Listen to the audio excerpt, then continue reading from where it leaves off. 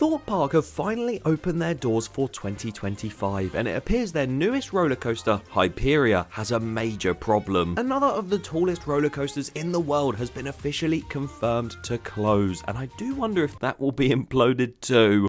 And various new roller coasters have finally opened to the public, some having a great start and others not so much. It's been a busy week because all that and even more has happened this past week in theme parks.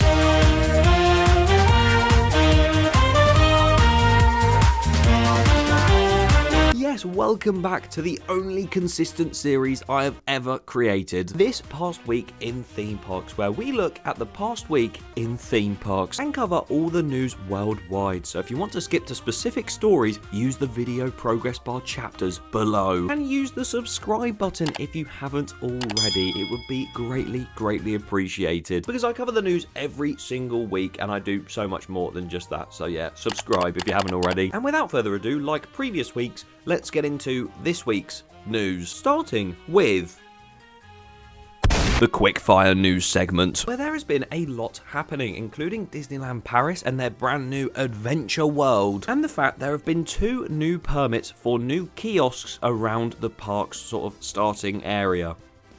Wow, this is exactly what we were waiting for all those years. The water park at Europa Park in Germany, Rulantica, is getting a brand new outdoor swimming pool with a swim-up bar, and that has had a new visual released for it, and it looks lovely.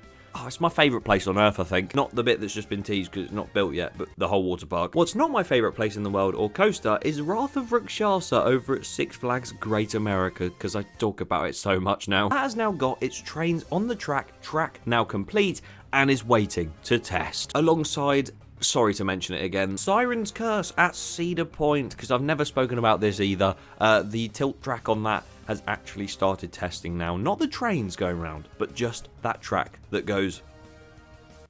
Quantum Accelerator at Six Flags New England has had its track completed. This is a family launch coaster. It looks to have some good elements, and we're going to see testing for that very soon. Simworx have debuted a brand new flying theatre type ride that is situated in a truck. Time Warp at Canada's Wonderland has officially started being broken down because images have shown part of the layout missing. This is fantastic to see. I've said it a lot, but hero next, please. Universal Studios Hollywood are hard at work building their brand new roller coaster Hollywood Drift. And as you can see by this video, some of the construction work that was happening off of this truck, I'm very surprised that actually stayed on. But the track is almost complete for that. Lost Island theme park over in America again have actually made a very strange but good decision to retrack a portion of their Vekoma SLC. I don't know why they just did a portion when it's an SLC. It should have done the whole thing. But apparently that section was extremely bumpy, so to retrack that and sort of sort it out for everyone, fair play. Although personally I would have just got rid of it. Some Intamin hot racer track has shown up at Dream Island in Moscow. Moscow? I can't remember how you say that. And this is one of the few coasters they are going to add for the 2026 season, and is a clone of the one at Wallaby Roundhouse, Mahuka. A new angle of the Kingda car Implosion did drop, and we've seen a lot of them from sort of, side angles, of far away angle, but this one, yeah, still cry myself to sleep every night about that. Big Bad Wolf over at Busch Gardens Williamsburg has had its trains revealed in the flesh. We've seen them in images, now we've seen them in real life, and they actually look really nice. Pantherian, the re-theme of Intimidator 305 at King's Dominion, has been confirmed to open this summer. Not a confirmed date yet, but that is all you're gonna get for now. Universal's Epic Universe in Orlando has had road signs start to be delivered. Oh, I'm such a road sign enthusiast. A new wooden coaster coming to La Mer de Sable, sorry if I got that wrong, has started testing, and it looks very fun. Talos over at Isle of Discovery has also begun testing with its brand new train design. A firm used by the park Phantasialand in Germany has now trademarked a new term of the 3 Musketeers. Right, presumably going to be something related to their ride Mouse au Chocolat. And as much as I am 17 years late to this, because, well, I was 3 years old when it happened, shout out to George for this one, but I've only just seen this video for the first time. Yes, that is real. I wish Toxicator did that. Actually, I think I'd throw up everywhere. I don't want it to do that. Quickfire segment complete. Although it felt like a very much not quickfire segment because there's just so much going on. But this brings me nicely into our delving deeper story section. Yep, because there is so much still yet to discuss, such as the fact Six Flags Qiddiya over in Saudi Arabia has started testing various different rides that they have, such as the Iron Rattler tilt coaster that started testing, and also the world's tallest frisbee style ride. This thing looks huge. I don't even know what to say about it. At some point in our lifetime, there is going to be a frisbee style ride like that will be almost 300 foot tall. Flat ride manufacturers are so crazy. But all we'd seen on that is concept and a few construction images, so to actually see it in the flesh, it looks quite cool. As I'm sure will be the brand new Legoland Japan MACK spinning coaster, part of the world's largest Lego Ninjago world, beating Legoland Windsor and wherever else has them. We've lost a record. And opening in spring, it'll have a few rides, including a MACK spinner. And from the concept art, this looks like it's going to be a really, really cool ride. And that also means that Japan and Korea both have a MACK spinner coming to their Legoland parks.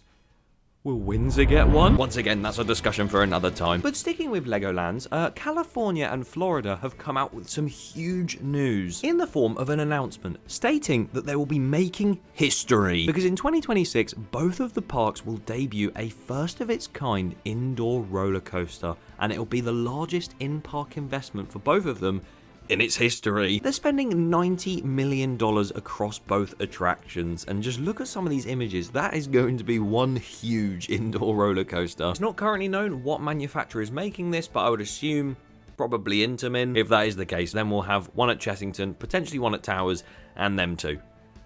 Legoland Windsor. Moving on. 2 new roller coasters that opened in the past week. Flash Vertical Velocity at Six Flags Great Adventure, and of course Rapterra or Bounce Terror at King's Dominion. Of course, last week we did see a lot of stuff about Rapterra and the fact that the POV itself was bouncing up and down, and it was a bit worrying. There were some reviews of people coming off on the previews saying, you know what, it's not too bad, the roughness isn't really there, it's more just bouncy and a bit uncomfortable. Doesn't ruin the ride though, and then opening day came and a lot of people managed to get on it, and they're saying that it does often ruin the ride. So I guess it depends on how much you like or dislike bouncing, and I never thought a roller coaster would come to that. But it seems like the opening day went quite well. There was a few bits of downtime here and there, but most of all, most people got on it, and that's fine. Meanwhile, over at Six Flags Great Adventure, oh my god, Flash Vertical Velocity seemed to have the strangest opening and the strangest preview event, because not only was the preview event starting at like 5 AM, which is crazy, but for some reason some people that went to the preview had to be hired by Six Flags as staff,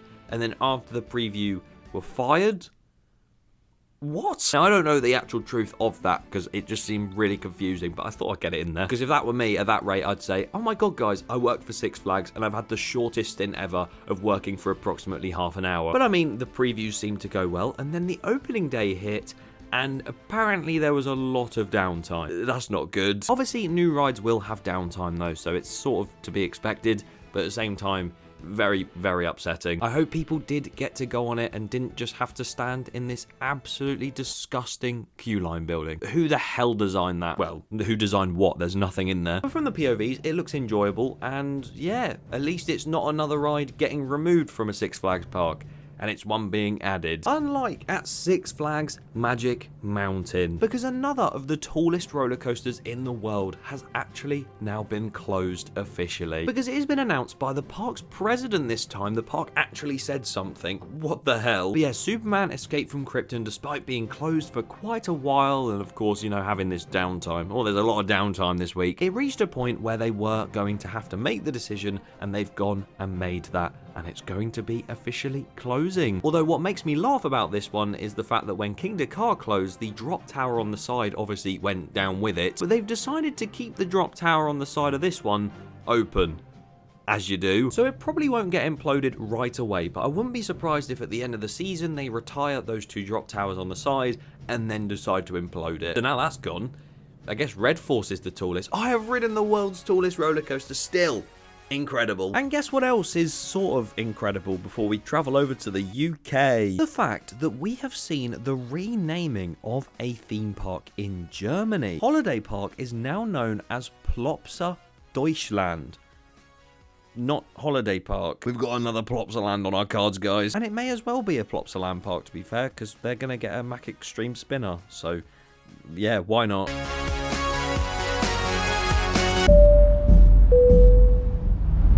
In all fairness, there are actually some really good things coming out of the UK this week, although some of them aren't so great. Planning has been officially approved by the government for the brand new Minecraft land coming to Chessington World of Adventures, replacing Wild Asia and all of its rides in there, except from Cobra that's moving back a few meters. The park has finally got the green light to start work on that brand new indoor multi-dimension coaster and all that surrounds it. Very exciting. Greater Manor reopened its doors for the first day of the season, even though it's called the Big Restart, but next week is the opening day, because that makes a lot of sense. And upon visiting, I actually managed to get a sneak peek into one of their new things for 2025, that being a brand new museum in the Frontier Falls Theatre. You can see some old ride parts, such as the Shockwave front car, you can see a Henry Hoover, some stuff from Excalibur, their old dark ride, and loads more other stuff too. And I believe that opens in the next week or so. So next week, we'll talk about that. As we will talk about some rides that will be reopening at Alton Towers, because they have announced that Hex, the Legend of the Towers, will be reopening on the 1st of April. So if you're watching this on the release day,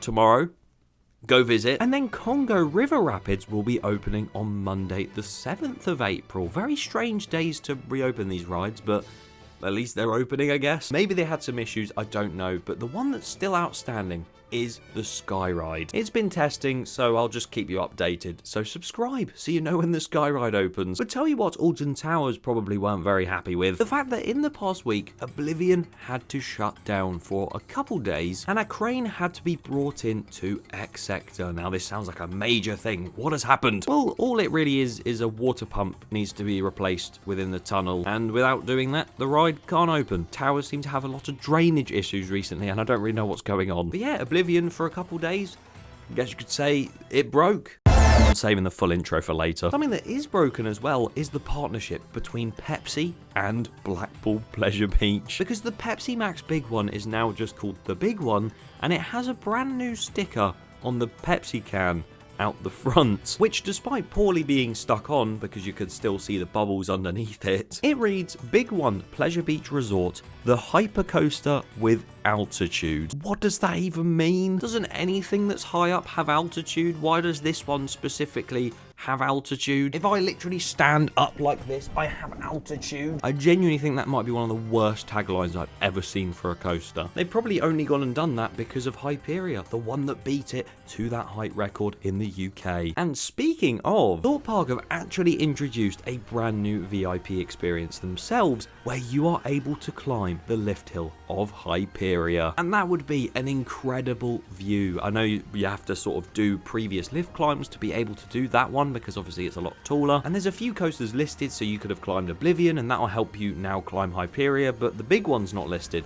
The Hypercoast with altitude. But yeah, the lift climbs are now on offer for Hyperia. So when it came out, I thought, you know what? I might purchase it.